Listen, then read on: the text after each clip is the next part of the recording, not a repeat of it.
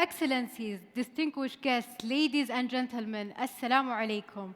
Good morning and welcome. I am Lama Al-Qahtani and I will be the Master of Ceremony today. We are pleased to welcome you to Day 2 of the GSR 2025, organized by Communication, Space and Technology Commission. The event includes several pavilions showcasing innovations and emerging technologies as well as major national projects. The side event agenda also includes panel discussions and key topics discussing regulations, gaming, connectivity, and innovation. Respected colleagues and valued partners, welcome to today's first session titled Integrating Values and Ethics into Regulatory Design, which explore how fairness, safety, and accountability can be embedded into digital regulation. We are pleased to invite our moderator, Mr. Hussein Abdel Ainain.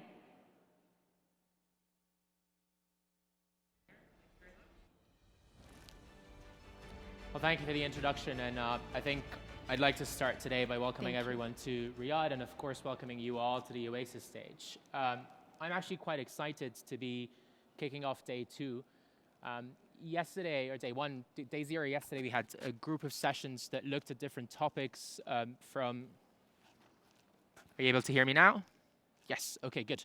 So just saying, I'm quite excited to be kicking off day 2, as yesterday we had a group of also engaging discussions that looked at different topics related to emerging technologies, but also the development of policy and regulations. Right, it seems that we've got an issue with the sound. No? Can everyone hear me in the room? Yeah, okay, good, okay. Right, so as I was mentioning, yesterday we had quite an engaging set of discussions, and today I'm quite pleased to be opening this stage with a session titled Integrating Values and Ethics into Regulatory Design. As everyone knows, today we live in a time of extraordinary technological transformation. And as digital regulation evolves to address whether AI, quantum computing, emerging technologies more broadly, both policymakers, regulators, as well as, of course, stakeholders from all different sectors have a very important question and a challenge to address. And that is, how can we make sure that we can safeguard fairness, safety, and accountability in this complex and rapidly changing context? And today, this panel, which is also co-delivered with the OECD, tries to answer that question. How can we embed values and ethics into regulatory design, with emphasis on emerging technologies specifically? And in particular, I hope that by the conclusion of this session, we'll be able to examine 3 key tensions that also help us frame this discussion. One of scope, where how can we govern emerging technologies that have multiple and often unpredictable applications across different sectors? One of shifts, where how do you regulate a moving target, something that is evolving very quickly? And 3, one of course of accountability as well. How do we ensure compliance through it all? So without any further ado, I'm quite pleased to introduce my panel for today. Distinguished speakers who I'm quite sure you'll be very happy to listen to over the course of the next 55 minutes or so. And first, it's my pleasure to introduce Dr. Basma Al-Buhayran. For over 25 years, Dr. Basma has created, led, and advised innovative and ambitious initiatives across the Kingdom of Saudi Arabia from different domains, including clinical operations, health technology adoption, business transformation, and others. She is currently the Managing Director of the World Economic Forum's Affiliate Center for the 4th Industrial Revolution in Saudi Arabia, which supports the Kingdom's Vision 2030 by being a platform for public-private multi-stakeholder collaboration to maximize technological benefits to society and, of course, minimize risks associated with the 4th Industrial Revolution. I'm also quite pleased to be introducing Ms. Becky King, who is a policy analyst and project manager for better regulation and innovation at the OECD. Becky is a seasoned professional with extensive experience in economic policy and regulation, and is currently serving, of course, as an external expert and advisory member for AI for Pole, a Horizon Europe project that provides European regulators and policymakers with the necessary knowledge and tools to effectively manage and regulate AI technologies. Last but not least, I'm also very, very pleased to be welcoming Mr. Abdulaziz Al-Mayan, who is the Director of Legislative Impact Measurement Department at the Ministry of Economy and Planning in Saudi Arabia, where he leads the development of regulatory impact frameworks to evaluate the effects of legislation as well as technology, of course, in society, business, and government. And of course, all of them together today, we hope to produce a really good session for you. If I may, please invite our panelists to join me on the stage.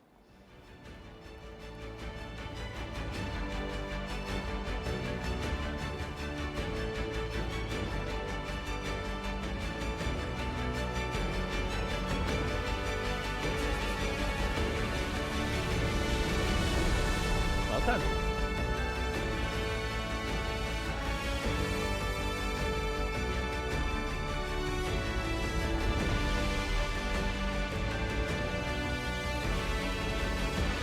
Right, it's a full house now. I think we can get on. So, a very good morning to all of you. It's great to see familiar faces. It's also great to be in contact with new ones. And I think with the backdrop that I've provided, I kind of want us to get straight into our questions, because I feel everyone in this room is quite excited to hear from you as well. And I promise you I'll try and not talk as much. So I want to start with you, Becky. When we talk about emerging technologies and we talk about a fast and evolving pace of the development and implementation of these emerging technologies, we ask a very important question, and that is about the relationship between these digital technologies and our societal values. So in your opinion, are technologies simply reflecting our values, or are they actively reshaping them? Yeah, to kind of take that, I think we can never say that digital technologies are neutral. It's this kind of reiterating cycle where they both reflect our values and ethics, but are constantly changing them. And so when we think about the first element of how technologies embed and reflect our values, we can, for example, take social media as an example, where we see that our values, our choices, our preferences all get reflected back to us based on the data, based on our clicks, based on our time spent, and that creates a certain perhaps worldview that cuts out other types of ethics and values. And so we can see there that on an individual level, the technologies we interact with are reflecting back our values and ethics. And then on the other hand, in the way that digital technologies themselves are impacting how we view values and ethics, I would say at a high level, these things stay similar. I mean, take the concept of privacy. We care about privacy. Privacy has been cared about for a long time, hundreds of years, probably thousands of years. But the way that privacy is expressed changes because of the technologies and the evolution of it. And so there again, you could think about our own concept of privacy. 30, 40 years ago, we were all happy to have our names, our phone numbers, our addresses published in a physical book that was sent to lots of houses around the world. And we were happy for that to be out there in the ether for anyone to access. But now the idea of putting my phone number and address for the public for anyone to access seems absurd, because I know exactly how that information can be used, how it can be sold, how it can be exploited. So my idea of what privacy is has changed. And so that's why we can see this connection that's kind of ever moving, connecting to the first element that you said, that it's a shift, it's a constantly shifting environment.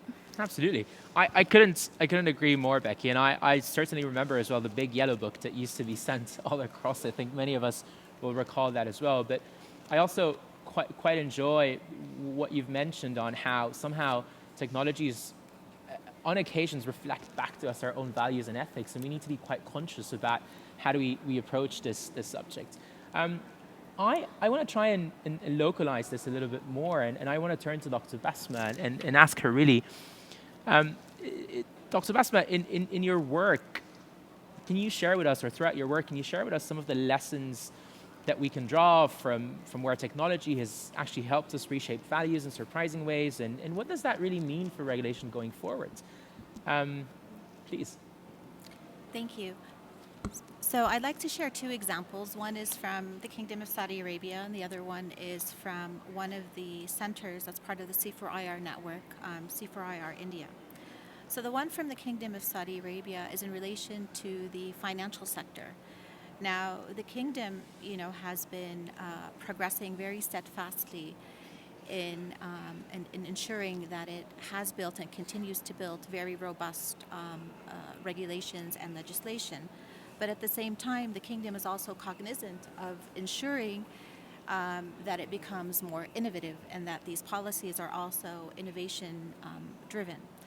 So what's happened within the financial sector in the kingdom is that there's been a transformation to embrace innovation through open banking, yet this has been tempered by by having structured regulatory oversight. And so Saudi regulators through SAMA and the Central Bank and the Capital Market Authority rolled out sandbox environments and tiered licensing. And this was done to allow fintech innovators to experiment with less friction. And so, for example, this was being done through OpenAI, which is application programming interfaces. And although these were designed to actually fuel competition and tech innovation, they also introduced new compliance challenges. And founders actually noted, and I quote, "Rapid innovation meets complex compliance requirements."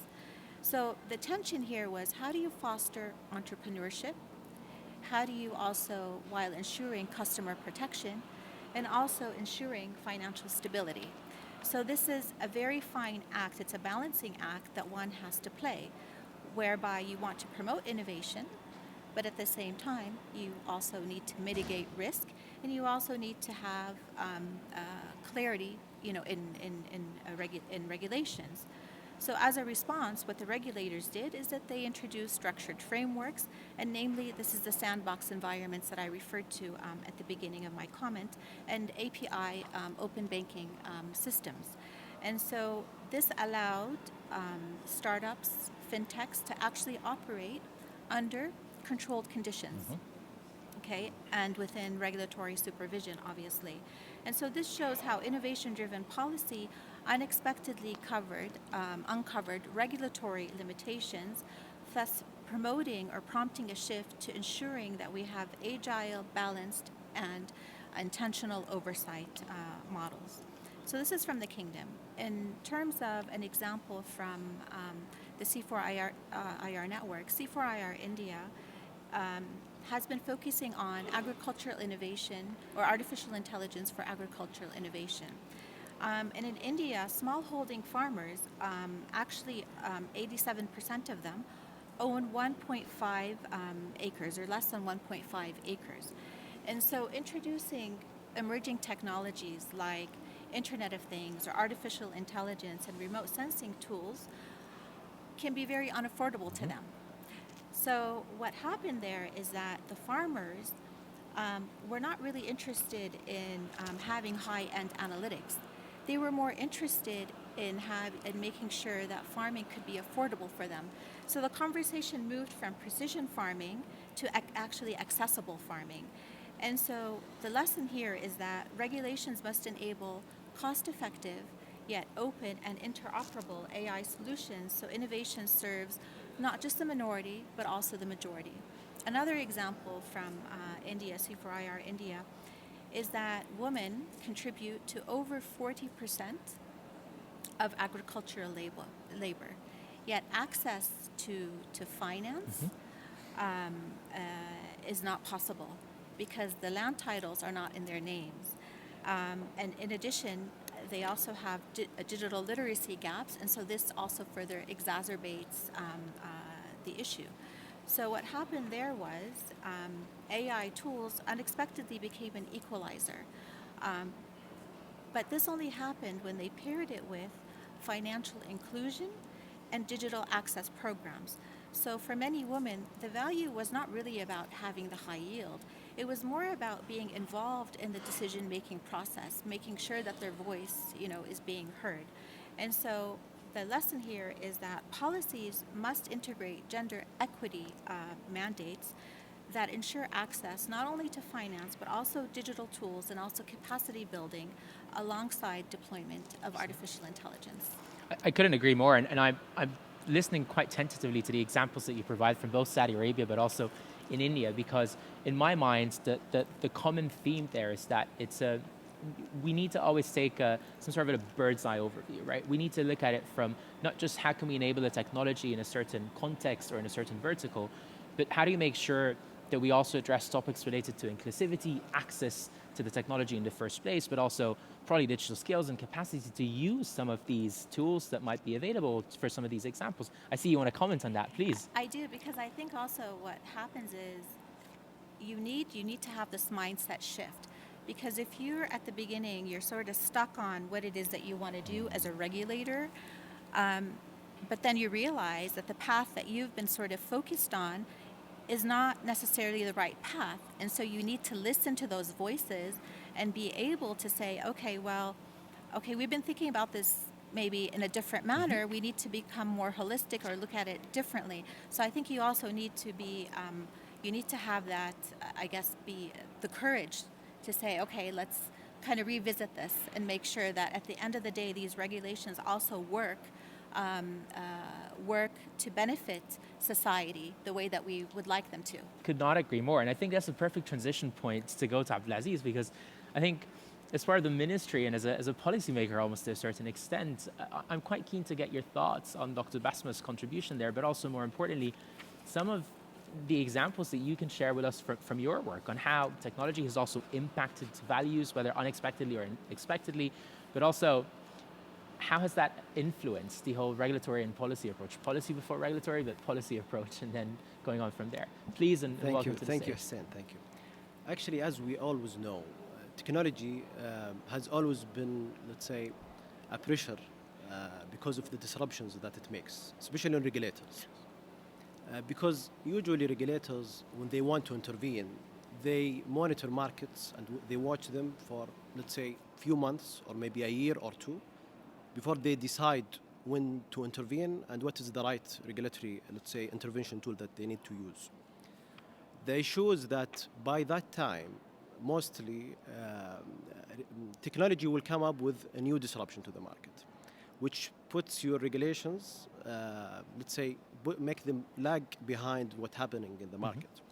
And that actually undermining the regulator's ability to fulfill their roles in preventing harms and also minimizing risks.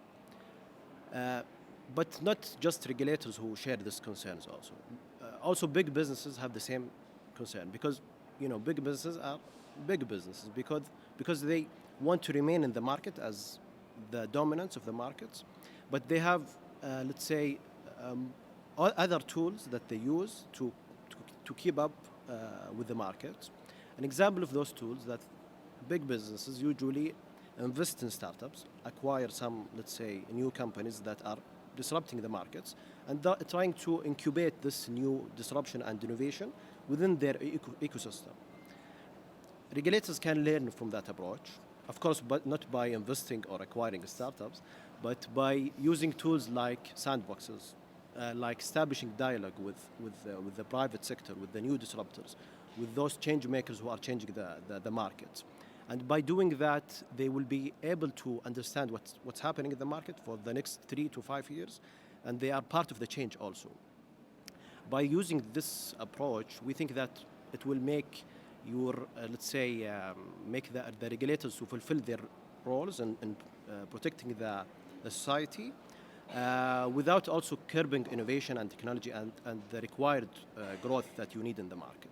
Absolutely. So what I'm taking from there as well is very similar to what I've heard from Becky and Dr. Basma, where essentially, yes, emergent technology can somehow impact or have an impact on some of our values and ethics, but we need to shape that somehow collaboratively, right? And perhaps one of the best ways to do that is through some sort of a sandboxing environment where perhaps you're allowed to test a little bit more and then see how things evolve from there.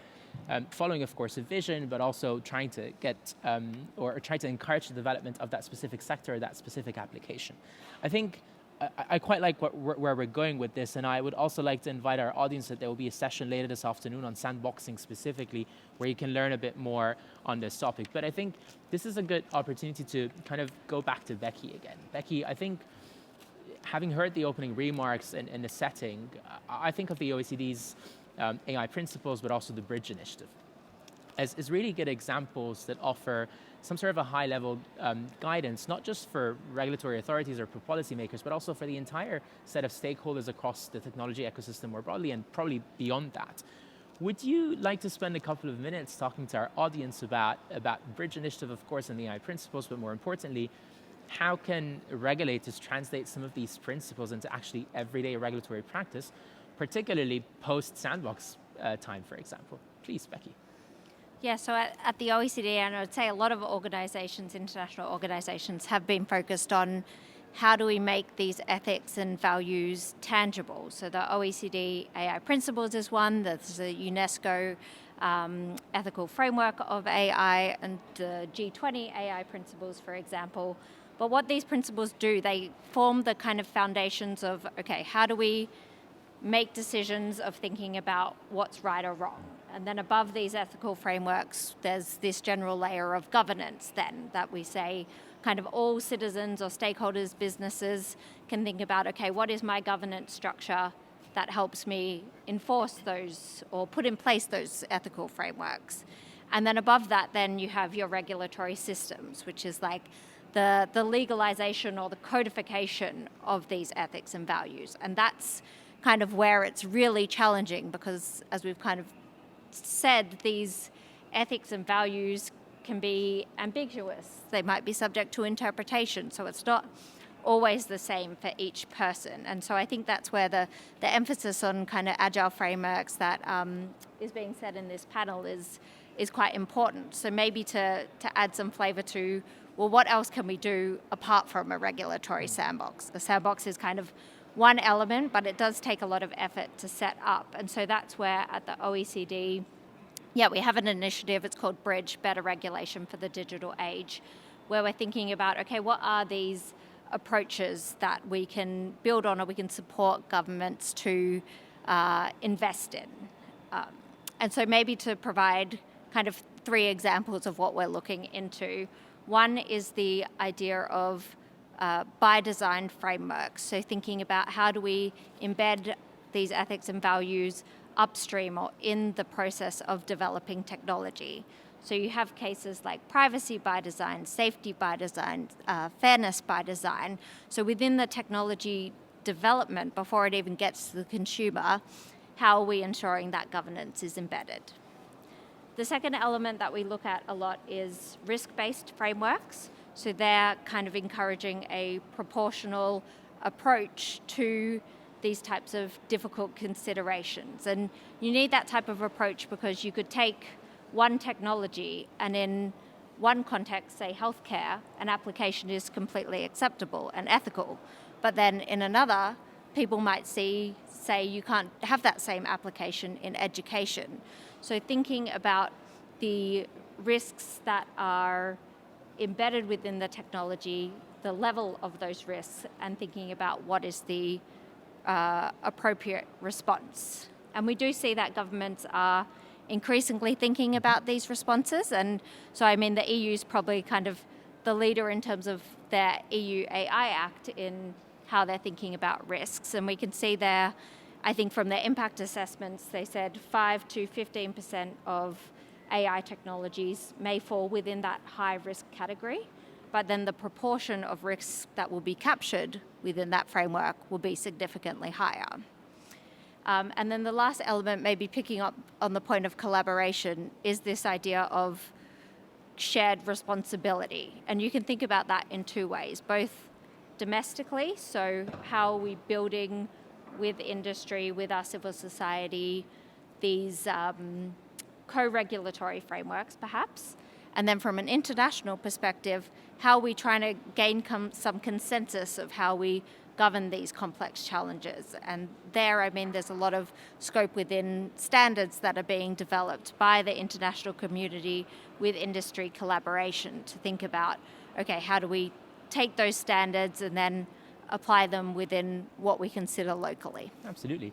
And I quite enjoy as well when you talk about this approach to collective responsibility, right? Because it's not just a policymaker or a regulatory authority or just a certain administration that's making use of a technology, but we also have the private sector that is developing the technology in the first place, or the application of that technology, and then we're trying to integrate into these different verticals. So in my mind, at least, and I hope my audience will have some thoughts about this later as well, is the idea is to create an ecosystem that somehow functions, one where neither side of the ecosystem believes that there's either too much regulation or too little regulations. When we're trying to somehow find creative ways, new ways of allowing for that development in a safe space, whether sandboxing or not, because there are other regulatory solutions that can be put in place to help not just a technology flourish, but potentially a vertical and then an industry as well.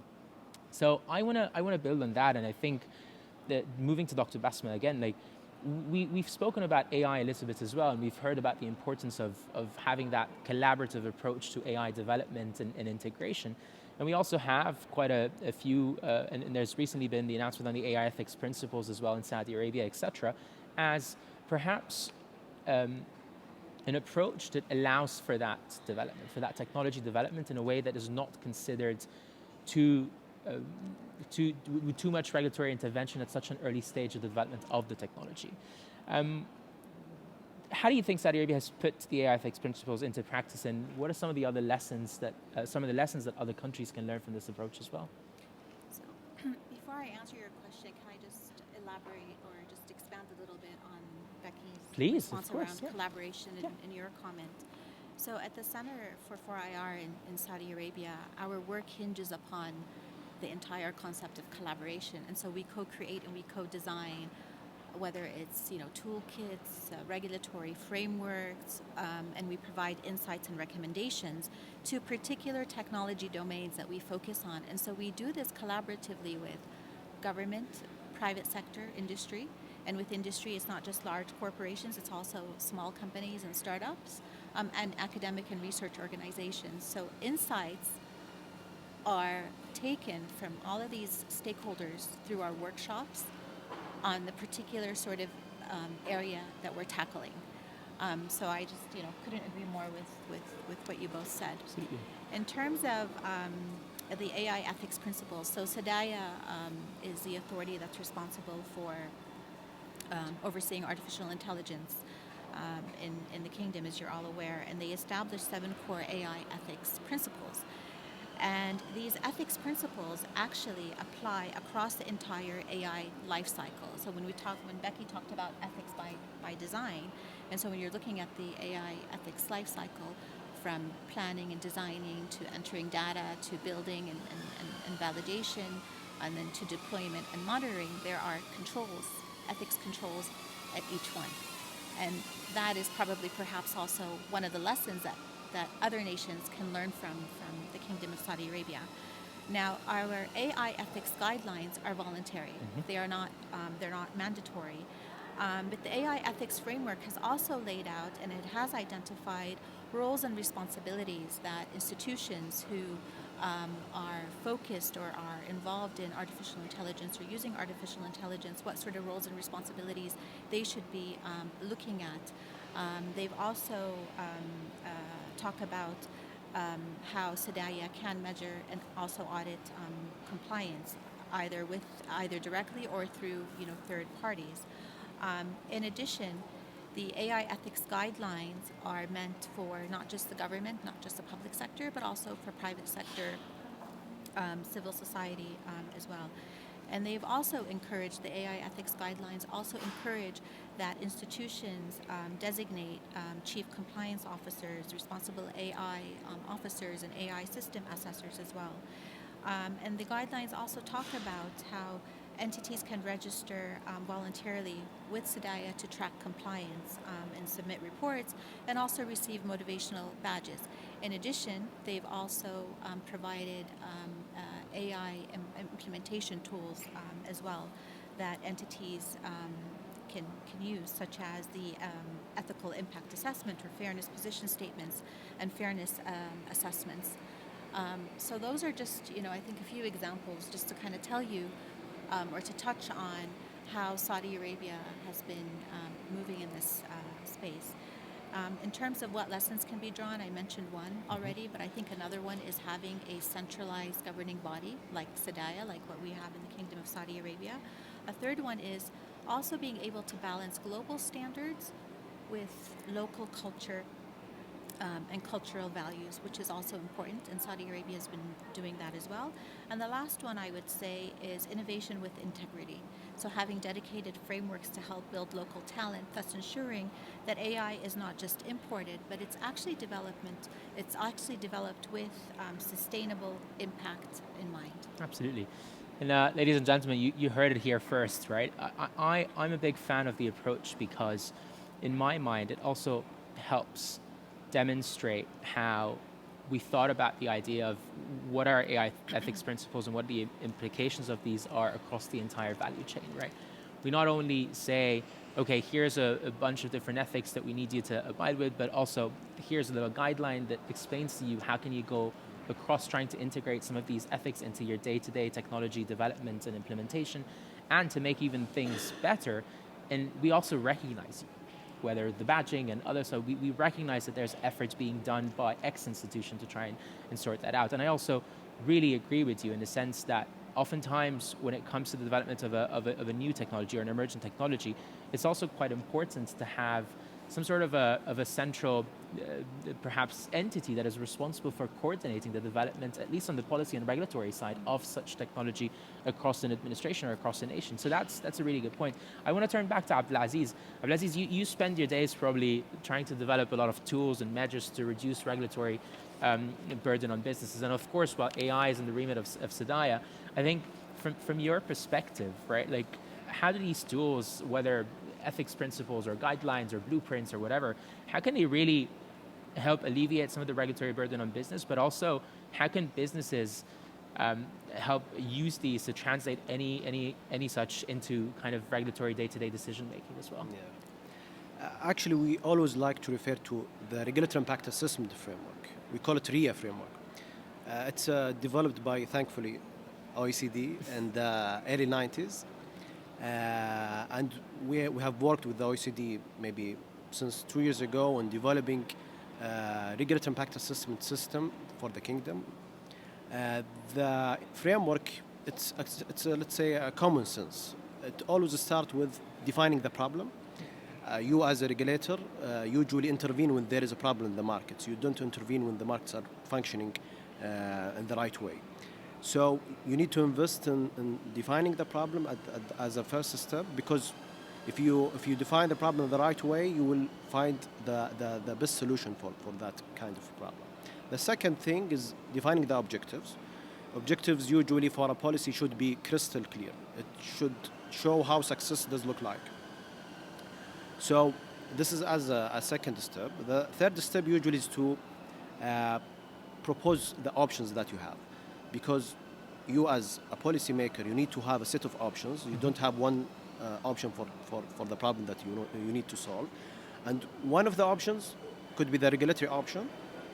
You need also to include non-regulatory options within the set of solutions that you are proposing. And also you need to always keep in mind including the status quo, because keeping things as it is one of the options for sure.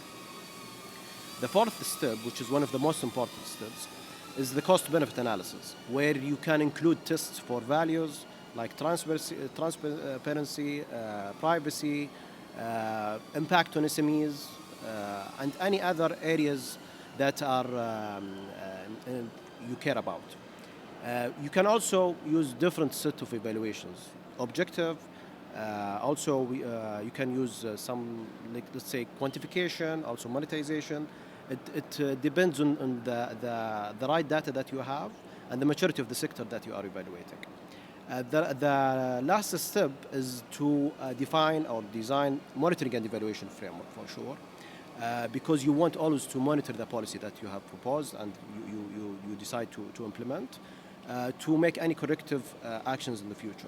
And there is a crucial step that needs to go all over the 5 steps, which is engaging the stakeholders, because engaging the stakeholders throughout all the process will always increase the quality of the policy that you are developing.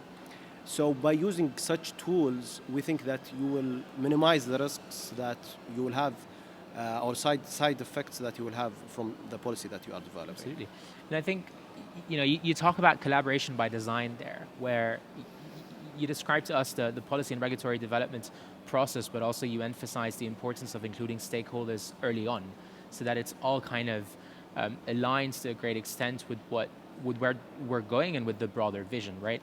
I think I want to ask you and stay with you as well. Like, oftentimes when policymakers or regulatory authorities are looking around them, trying to benchmark, where do I start with, what is the state of such a technology or a certain framework is on a global stage, they oftentimes encounter this little tension between, okay, this is what everyone else is doing, or this is what the direction of travel is, and perhaps these are my perspectives. And I think it takes us back to the question of, how do I try and develop something that works for my market as well, not just that echoes a certain direction at a global stage. We've seen this, I think, in the AI debate, where you've got East versus West. We've seen it in semiconductors. We've seen it across a lot of the value chain. So, Abdulaziz, I want to stay with you and ask, like, as a policymaker, like, when designing your impact frameworks or trying to understand where to go from here, like, what are some of these tensions and how do you balance them?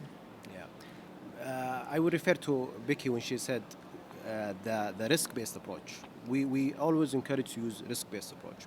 You as a regulator want to focus on and focus your resources on the things that have the higher risks, things related to security, health, other really concerning and irreversible risks that you need to intervene in.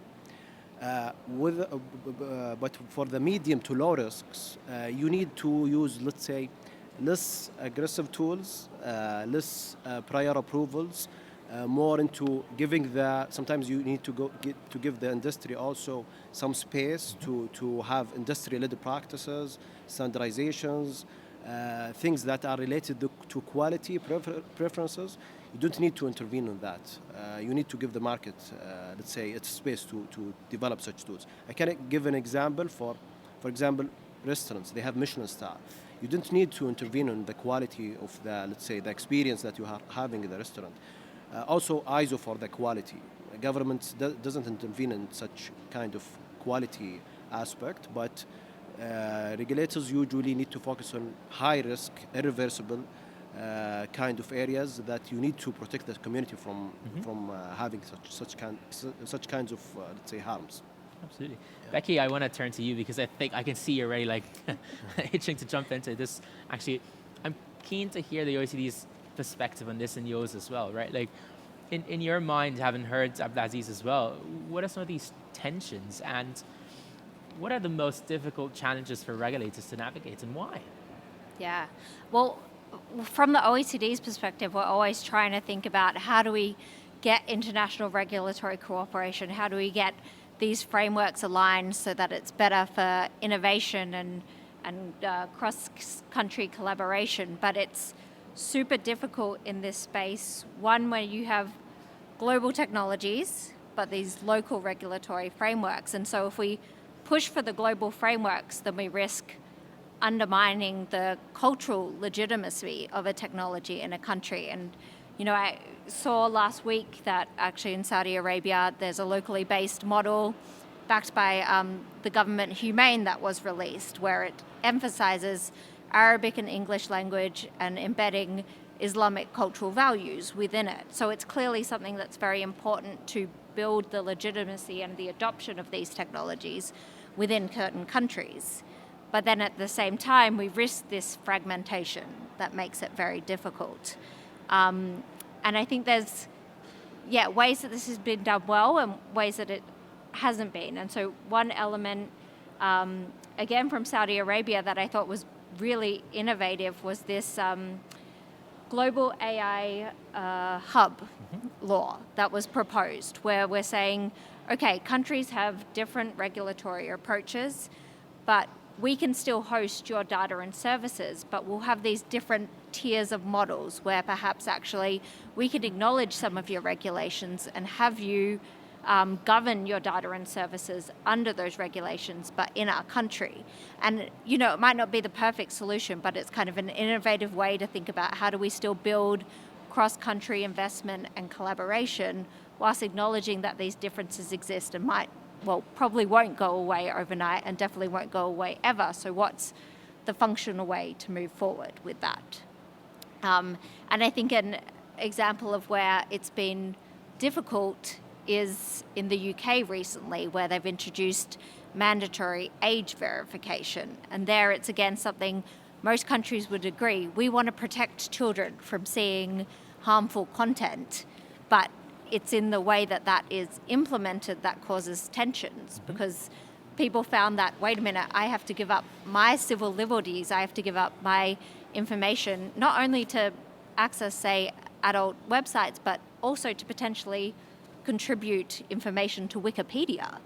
And so it kind of highlights there that if we go for a very prescriptive approach to regulation, we're going to hit these barriers. And so I think what you're emphasizing is exactly right. It's about where is the flexibility, where is the maybe level where we move away from command rules to let companies and industries think about how they comply with the regulations, whilst we set maybe the objectives that sit on top of it. Now, add to, you've spoken about collaboration by design, but I also always like to talk about sustainability by design, because essentially it allows for you to then go back and say, wait, maybe I didn't get it exactly right. The intention was clear, but then there's a tension that also started rising. How do I balance both these things together? But if my regulatory or policymaking process allows for us to take stock of what has went right and what has went wrong, as well as evaluate what the actual impact of a new initiative looks like, then we can go back, sit around the table and decide, okay, we don't need to change the whole gig again, but we need to make these improvements that make it a bit more better for everyone. Dr. Basma, I saw that you were quite keen as well to comment on this. So I wonder if you have any specific thoughts on Becky and Abdelaziz's contributions, but also, how do we do it here? How does Saudi Arabia does it? How do we balance the need for this global interoperability with also the need to reflect values and priorities? So I echo what both my fellow panelists said, and I think the way we're going about it in Saudi Arabia is by creating this very cohesive legal architecture between the technical interoperability and the regulatory interoperability. And Saudi Arabia is also a member of, many international global organizations such as the ITU, the WTO, OECD, ISO, etc. So many. But I think what Saudi Arabia has been, doing very well is being able to adopt international standards and looking at international benchmarks, but at the same time making sure that it ensures that its regulations that it develops take into consideration cultural aspects and values of the country and the Islamic Sharia law as well. And I think that's very fundamental. And I'm not saying it's an easy kind of endeavor to do. It does, have its own set of challenges. But at the same time, Saudi Arabia also has a national interoperability standard. And this was updated in 2019, I believe. And this focuses on, it's basically guidelines for data sharing and system integration across government agencies and services. In addition, we also have the Digital Government Regulatory Framework, and this explicitly covers interoperability, data exchange, and the once-only principle. And this means that citizens and institutions only need to submit their information once, and thereby you're avoiding duplication and redundancy as well. And then we also have compliance with national standards, as I mentioned earlier. So if you think about the broader digital government strategy, alongside the regulatory framework, and this mandates compliance with our national cybersecurity legislation as well. So the cybersecurity legislation, data, and privacy laws, and the national standards for interoperability as well. And so all of this ensures that interoperability is built on a secure and legally compliant foundation. And I could share maybe a couple of examples. But before I do, I think it's also important to think about interoperability, not just in the sense that we've been talking about it. So taking the World Economic Forum affiliate centers is an example where we are physical institutions and we are found in many countries across the world. And so there is this cross-border exchange, right, between the World Economic Forum affiliate centers and the World Economic Forum as well. In addition, if we think about interoperability from this perspective, the World Economic Forum also now has here two other centers, one focusing on space and the other one's focusing on cyber economics. So again, you have this global, let's say, interoperability. So these are, although these centers are here in KSA, but they do have global relevance, yet they're also focused on national priorities, and the work that's being done, in these centers will also be shared within the wider C4IR network and the World Economic Forum. So I think it's also good for us to think about this notion of global interoperability from a different perspective, not just from a digital data. Absolutely. And I wonder if, Becky, you've got any thoughts about this, because you've mentioned global collaboration and interoperability to a certain extent, but I want to ask what do you think? Is your understanding of also global interoperability similar to what Dr. Basma was sharing? Do you look at it from a slightly different perspective? Why is it so important? Because I do agree with Dr. Basma. When we look at interoperability more broadly, it's not just a matter of a one-stop shop sort of thing at a national level, but also I dream of a one-stop shop at a global level where regulatory authorities can go, and to a certain extent the Global Symposium for Regulators does that. But what do you reckon? Yeah, you can think of interoperability, I guess, across 2 or 3 different domains. There's the systems level interoperability, where we want as citizens, as people, to be able to easily function and move between countries and different technologies, and having borders not be a barrier to that. And then there's the interoperability of processes itself, and so from a government perspective, from a company perspective, how those processes interact and make it easier. And I mean, ultimately, in the world that we have, interoperability is super important to growth, to productivity, to all of these really big societal outcomes that we're trying to achieve. Sustainability, you mentioned earlier. So I think it's just important to always consider how multi-dimensional this interoperability is. And maybe another area to throw in that I think is often underlooked is actual interoperability of people, sharing ideas, sharing skills, even across government, sharing people, so that we can actually learn what other institutions are doing and kind of embed that within our different processes and systems. Thanks very much for that specific last comment, because my next question was going to be a bit more on capability development specifically, right? Because it does not exist in a vacuum. We also need to make sure that our people, policymakers, regulatory makers, but also folks in their day-to-day lives have the capability to understand different elements relating to interoperability, of course, but also how to navigate this environment, right? So, Dr. Basma, before I go to Abdelaziz again, what do you think? Capability development, Saudi Arabia, the center, some of your other work, because you've done so much. What can you share with us here? So, at the center, the way that we go about capability development is through... So, if you're working at the center, obviously, you're going to have some sort of capability development because you're involved in projects that focus on various technology domains, and you're working collaboratively across the ecosystem here, but then you're also engaging with the World Economic Forum, and you're also engaging with the C4IR affiliate centers as well.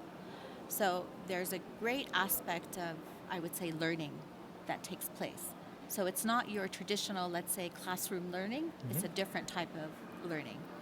And then we also do capability development through our fellowship program, where we have 2 different types of fellowship program. One is where we send an employee of the center to spend a year at the World Economic Forum, immersed in a specific area that's mutually agreed on.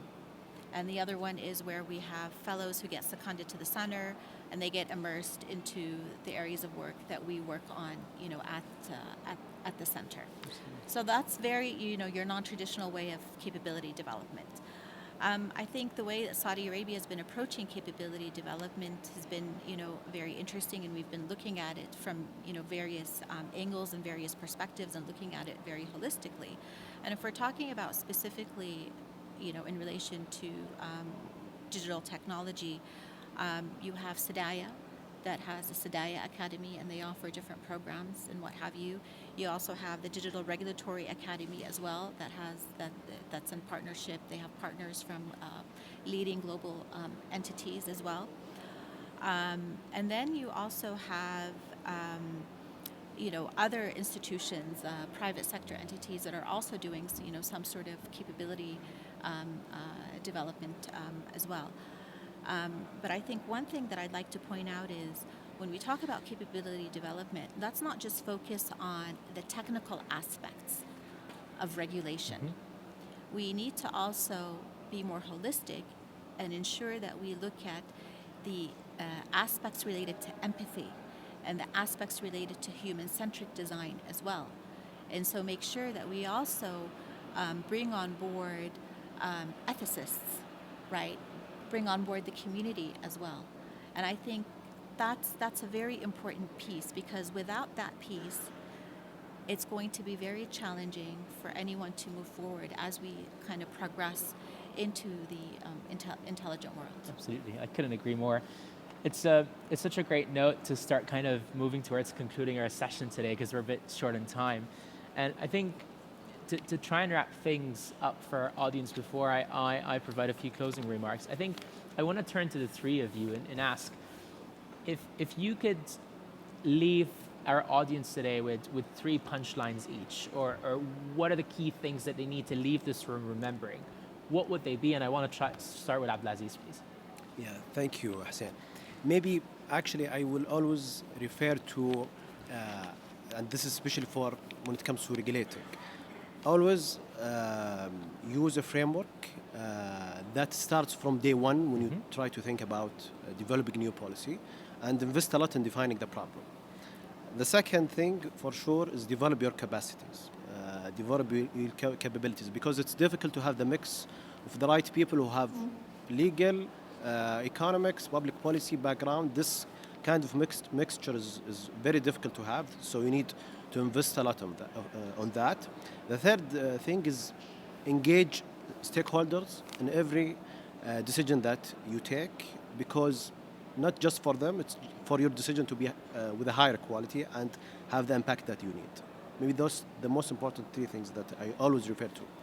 Right. So I would say, right, define would be a keyword.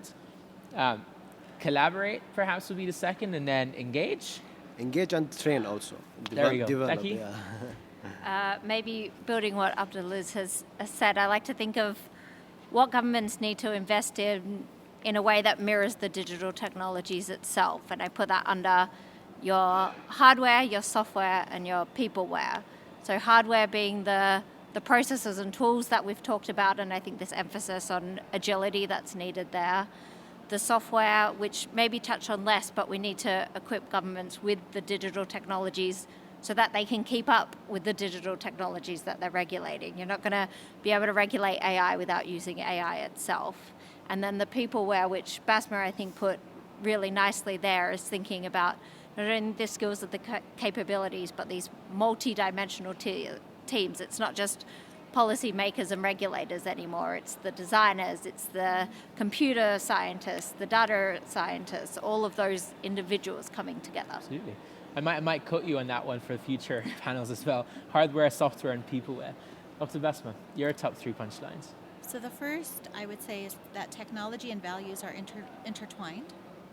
The second would be is that participation matters. And the third is average up. Average up.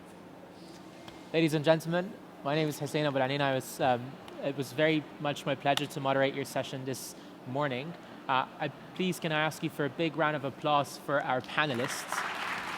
And we look forward to seeing you in next sessions here at the site event venue, and then more on as well. Thank you very much.